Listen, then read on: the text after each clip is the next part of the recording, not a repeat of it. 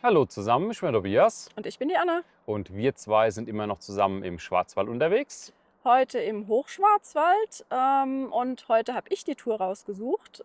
Kriterium war, ich wollte die Ravenna-Schlucht mir anschauen und sie sollte auch etwas anspruchsvoller sein, die Tour. Und dabei bin ich tatsächlich dann bei Komoot fündig geworden. Ja, anspruchsvoll kann ich jetzt schon mal bestätigen. Ihr seht ja, wir sind schon wieder mittendrin, also der ein oder andere Höhenmeter ist dabei und haben wir jetzt auch schon zurückgelegt.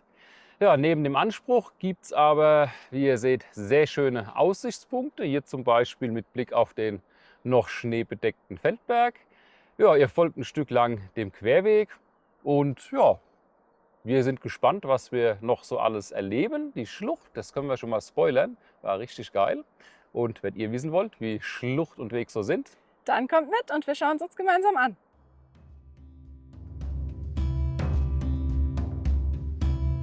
Start unserer Tour war am Parkplatz an der Ravenna-Schlucht.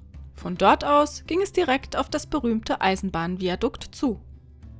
Bevor wir aber in die Schlucht hineinwanderten, passierten wir einige geschichtsträchtige Gebäude unmittelbar davor. Hier befindet sich nämlich das Hofgut Sternen, in welchem unter anderem eines der ältesten Wirtshäuser des Schwarzwaldes zu finden ist.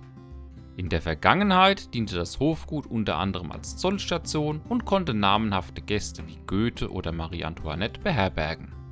Heute ist es vor allem bei Touristen sehr beliebt, gibt es jedoch Einkehr- und Einkaufsmöglichkeiten, unter anderem eine Glasbläserei. Die Ravenna-Brücke befindet sich direkt hinter dem Hofgut. Eine erste Eisenbahnbrücke errichtete man hier bereits im Jahre 1885, welche aber 1926 einem Neubau weichen musste. Dieser wiederum wurde 1945 am Ende des Zweiten Weltkrieges in weiten Teilen von deutschen Pionieren gesprengt und schon 1946 bis 1947 wieder aufgebaut.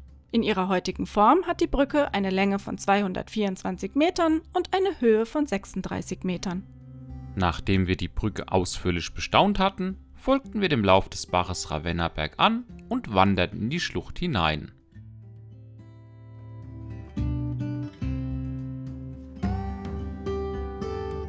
Empfangen wurden wir dort mit einer für Schlucht und wilden Bach standesgemäßen Geräuschkulisse.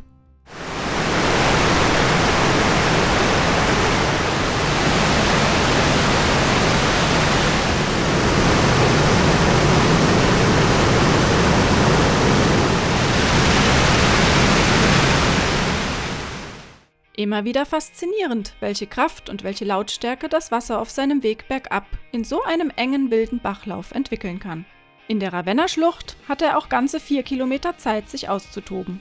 Neben den vielen Windungen und kleineren Stufen tut es das vor allem bei 2 Wasserfällen: dem 6 Meter hohen kleinen Ravenna-Fall und dem 16 Meter hohen großen Ravenna-Fall.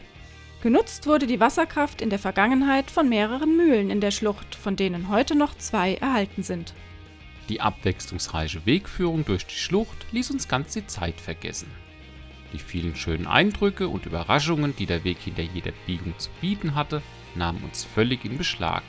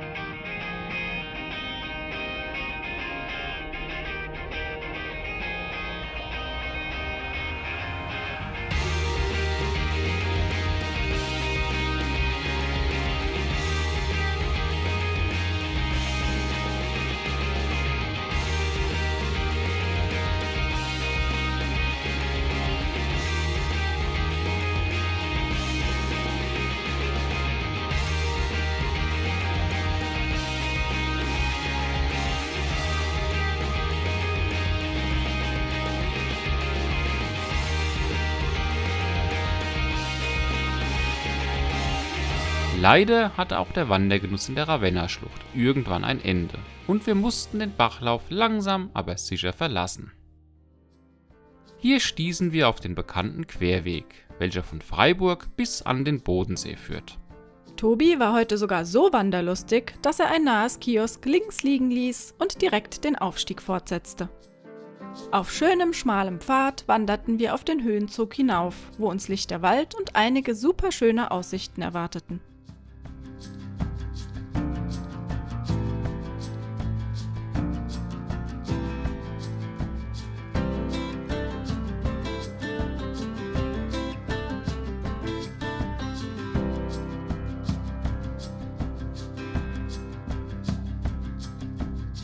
So wanderlustig Tobi auch war, eine erste Bank mit Aussicht nutzte er direkt.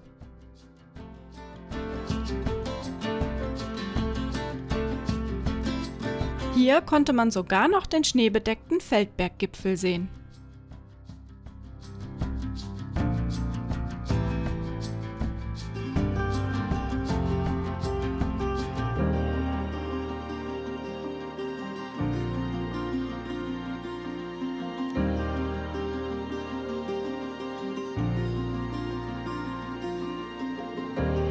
Kommt euch diese Ansicht bekannt vor?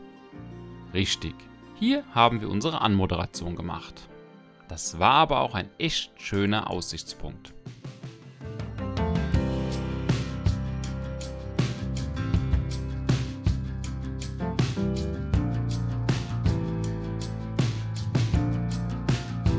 Und da aller guten Dinge bekanntlich 3 sind, kam noch ein weiterer Aussichtspunkt. Bei diesem verweilten wir aber nicht ganz so lange, hatten wir doch noch einige Kilometer vor uns. So gut es uns auf der Höhe auch gefallen hatte. Leider ging es nun wieder bergab.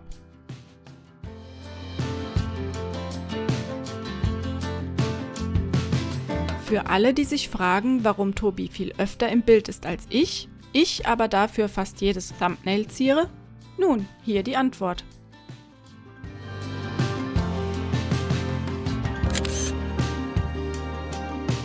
Während ich meist für die Videoaufnahmen verantwortlich bin, ist es Tobis Aufgabe, Bilder zu machen.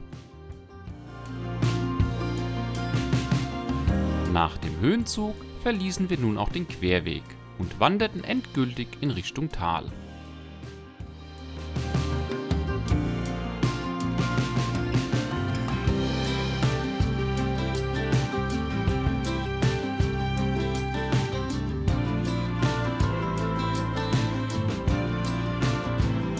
Da die Seiten des Höllentals, in welches wir hinabwanderten, relativ steil sind, hatte auch unser Abstieg ein ordentliches Gefälle, welches ganz schön in die Beine ging. Also der Weg, egal ob hoch oder runter, der geht ordentlich in die Beine. Uiuiui. Das war für Tobi insofern relevant, da ich doch auf der anderen Seite nochmal einen Aufstieg geplant hatte. Aber jetzt erstmal den Abstieg beenden und dann die Talseite wechseln.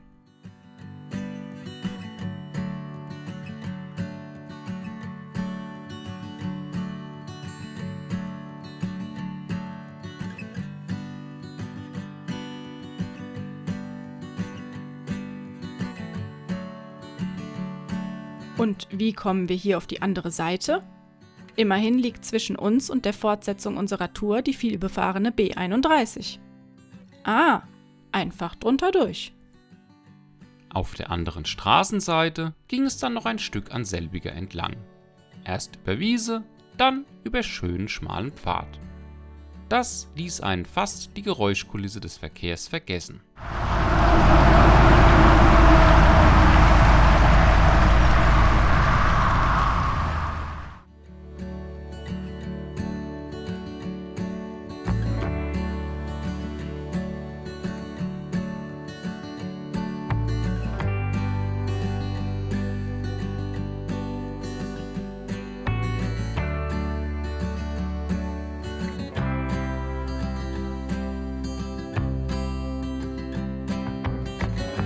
Was winkt Anne denn da unten?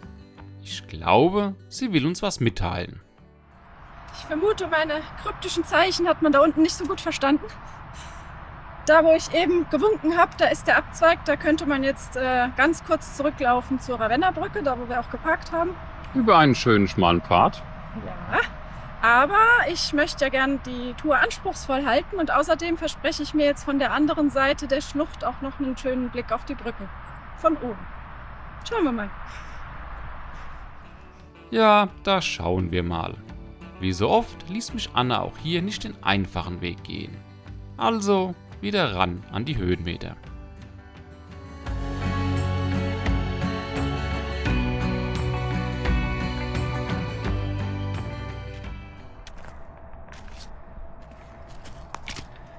Jetzt scheucht mich Anne hier nochmal den Buckel hoch.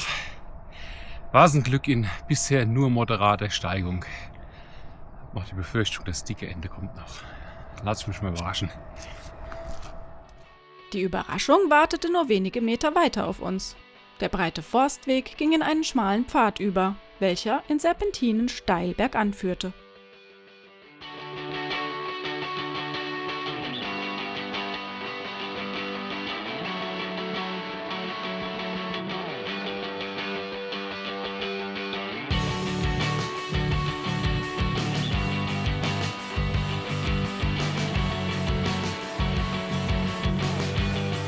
Mit zunehmender Höhe wurde der Weg auch immer kraxeliger und das ein oder andere ungeplante Hindernis erschwerte das Vorankommen.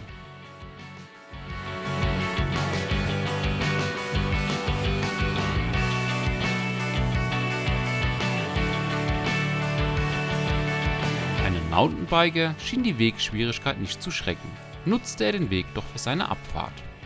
Wenn selbst dieses Hindernis den Radfahrer nicht aufhalten konnte, dann uns doch erst recht nicht. Oder?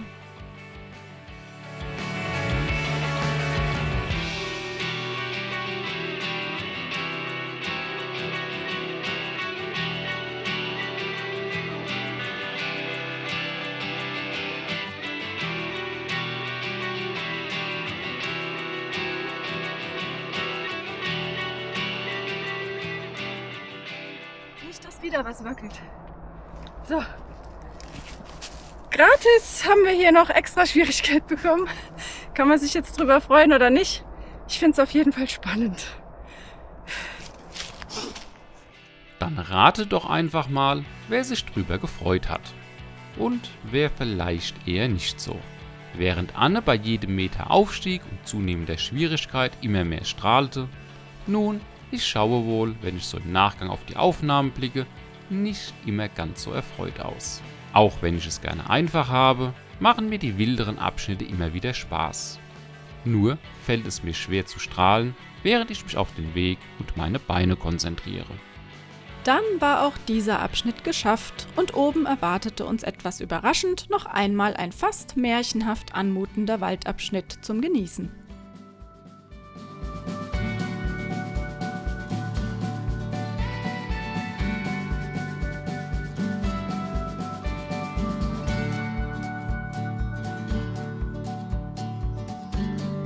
Im Anschluss ging es dann flotten Schrittes über breiten Weg in Richtung zweiter Abstieg des Tages. Wir waren gespannt, versprach der doch schöne Blicke auf die auf der gegenüberliegenden Talseite liegende Ravennabrücke.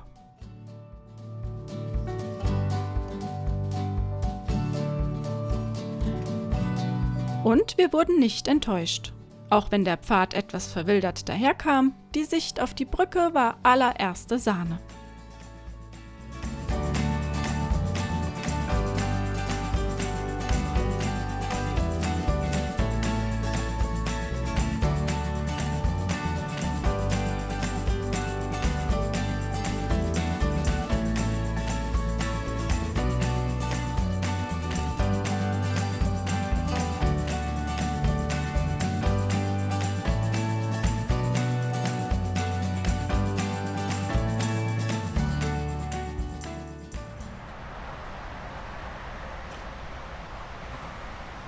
Von hier neben wäre meine Abkürzung gekommen.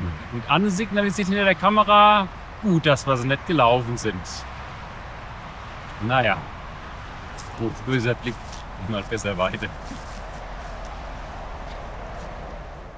Abkürzungen sind bekanntlich nicht so Annes Ding. Außer sie gehen steil den Berg hoch. Dann sind sie okay. Nun Für uns ging es nochmals unter der B31 hindurch und zu einem letzten Highlight der Tour, der ältesten Pfarrkirche im Schwarzwald. Die St. Oswald-Kapelle, so ihr Name, stammt in ihren Ursprüngen aus dem Jahre 1148. Im Laufe der Jahrhunderte wurde die Kirche mehrfach ausgebaut bzw. erweitert und erhielt so ihr heutiges Erscheinungsbild.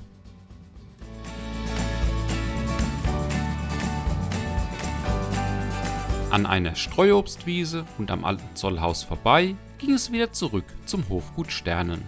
Dort wirbelten zum krönenden Abschluss der Tour sogar die Tanzpaare über den Balkon der Schwarzwälder Kuckucksuhr.